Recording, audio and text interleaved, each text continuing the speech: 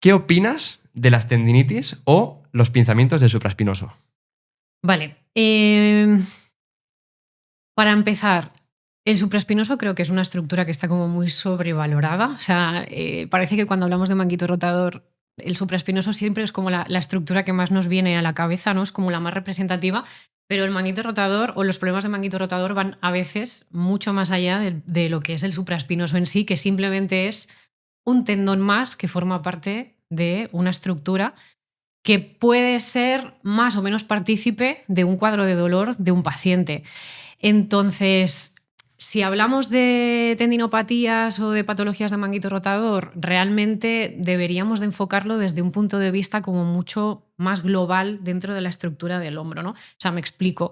Al final, sí que venimos como de muchos años atrás de una visión como muy estructural, muy mecanicista de los problemas de manguito rotador, pero todo esto ha ido evolucionando con el paso de los años y a día de hoy pues sabemos que son problemas que engloban muchos más factores más allá del propio factor estructural.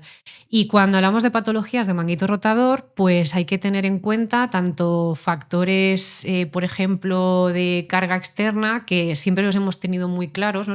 Hemos tenido muy claro siempre que una de las cosas que más dolor puede llegar a producir o que puede ser como más detonante de dolor es la carga externa, por ejemplo, ¿no? El simple hecho de que una persona vaya a entrenar al gimnasio y que ese día entrene con más peso del habitual, o que un deportista después de las vacaciones de la pretemporada y meta un pico de carga altísimo, eso te puede llevar a un cuadro de dolor, pero sí que hay como muchos más factores detrás de carga interna, que los llamamos ahora, que son factores mucho más relacionados con factores de la propia persona, pues de sus estilos de vida, de sueño, de alimentación, de descanso.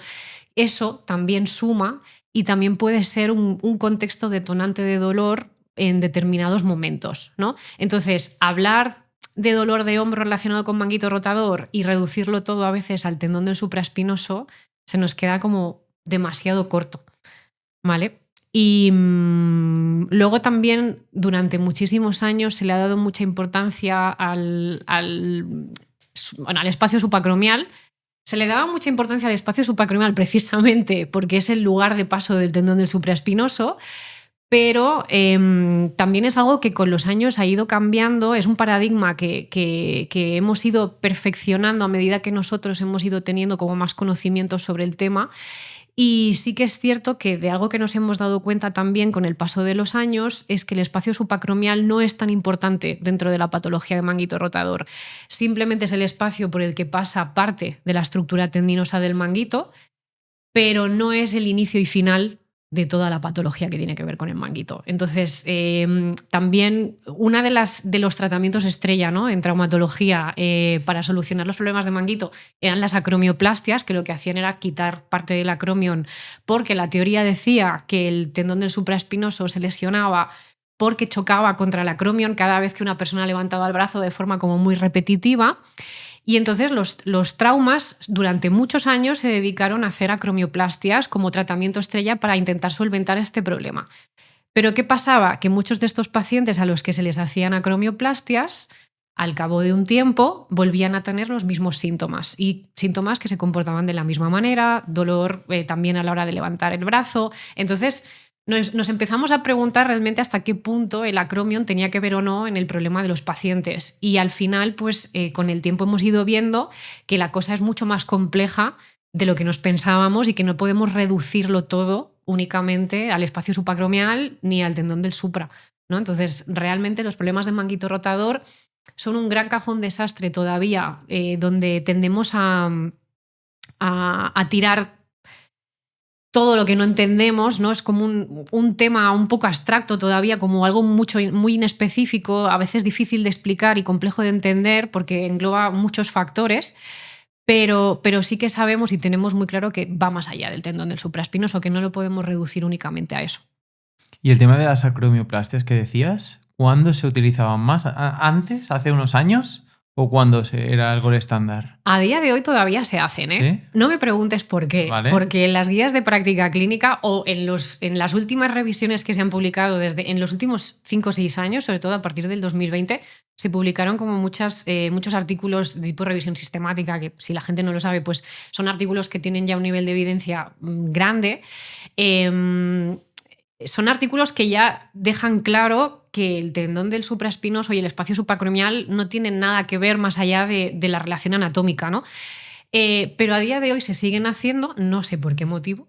Supongo que porque hay médicos pues, que a lo mejor están un poquito más desactualizados y siguen haciendo este tipo de cirugías, pero no creo que fuese el gol estándar, pero tal y como se entendía la patología del manguito rotador hace unos cuantos años, sí que tenía sentido que se pudieran hacer. Lo que pasa que con el paso del tiempo, pues al final es una cirugía que se ha ido quitando un poco del plano. A ver, la lógica no es mala, ¿no?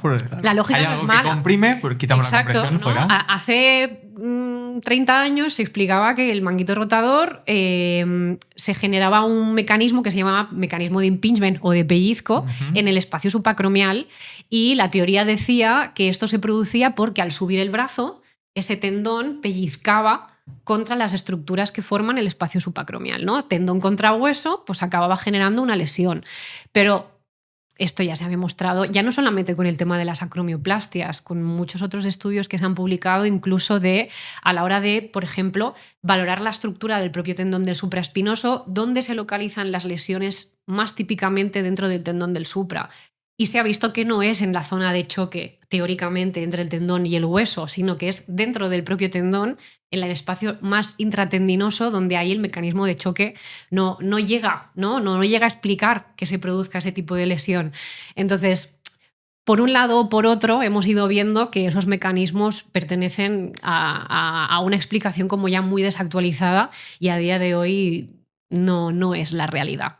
Pero es que el problema es que a día de hoy ese diagnóstico sigue estando vigente, ¿no? Mucha gente sigue viniendo a consulta ¿cierto? con... Me han diagnosticado tendinopatía, bueno, como quieras llamarle, del supraespinoso. Hablar de tendinopatía, a ver, no sería tan desacertado como hablar de pellizco o dolor supracromial. Esto sería como algo más desactualizado, porque le sigue dando protagonismo al espacio supracromial. Entonces, uno de los motivos por los que también se decidió cambiar de nomenclatura y pasar de hablar de dolor supracromial, por ejemplo, a síndrome de dolor relacionado con manguito rotador, es para precisamente quitar el foco del espacio supracromial y darle protagonismo a la estructura que principalmente se lesiona en estos cuadros de dolor. Entonces, antes cuando decía que el tendón del supraespinoso no es el único protagonista, es cierto, pero porque en la región del hombro, en la región del manguito rotador, hay más estructuras aparte de tendones, hay bursas, hay tejido adiposo, hay tejido conectivo, son tejidos que tienen mucha capacidad para generar respuestas de dolor ante un mecanismo irritativo. Entonces, tampoco está bien reducirlo todo únicamente al tendón del manguito rotador, porque el resto de estructuras de alrededor también tienen mucho potencial para generar dolor. Entonces, cuando hablamos realmente de dolor relacionado con manguito rotador, estamos hablando de un dolor que es más inespecífico y algo más complejo de lo que la gente se piensa, porque se acaban afectando múltiples estructuras, pero al final el tratamiento va encaminado a mejorar la tolerancia de todas ellas en conjunto. O sea, funcionalmente no podemos dividirlas. Yo no te puedo hacer un ejercicio para tratar la bursa o un ejercicio para... No, o sea, funcionalmente van todas unidas. Pero si hablamos de fuentes de dolor o de zonas de donde sale el dolor, pues son varias realmente. No podemos reducirlo todo únicamente al tendón, que parece que todo sea culpa del tendón siempre, pero no es así.